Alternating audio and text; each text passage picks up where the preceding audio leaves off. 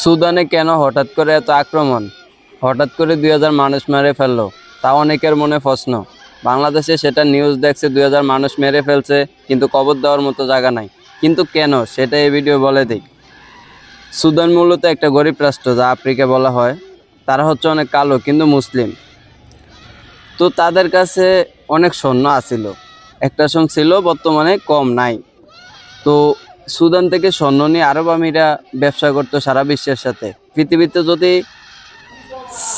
চার ভাগে ভাগ করা হয় স্বর্ণকে, তাহলে আরব আমিরে 3 ভাগ বিক্রি করতো, বাকি রাষ্ট্রগুলো 1 ভাগ বিক্রি করতো। তো সুদান থেকে অনেক কম দামে স্বর্ণ কিনে আনতো আরব আমিরা।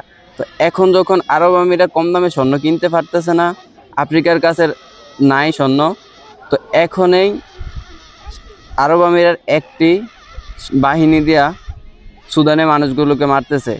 এখন প্রশ্ন হলো, মুসলমানের পাশে মানুষ দাঁড়ায় না কেন? আসলে প্রথমত তারা হচ্ছে কালো, দ্বিতীয়ত তাদের রাজনৈতিক শক্তি নাই। একটা গরিব রাষ্ট্রের রাজনৈতিক শক্তি নাই দেখে আজকে মুসলমানকে মেরে ফেলছে, তারপরেও সারা বিশ্বের মুসলমান কোনো কথা বলছে না। দেখেন, আসলে দুর্বল উপরে সবাই আঘাত করে। তবে আরব আমিরার সরকারের কাছে একটা অনুরোধ, আল্লাহ ছাড় দেয় কিন্তু ছেড়ে দেয় না। মজলুমের সাথে কিন্তু স্বয়ং আল্লাহ থাকে, এই কথাটা মনে রাখতে হবে। আল্লাহ যেন সবাইকে হেফাজত করে। সুদানের মুসলমানদেরকে আল্লাহ যেন ধৈর্য ধরার তৌফিক দান করে। আমিন।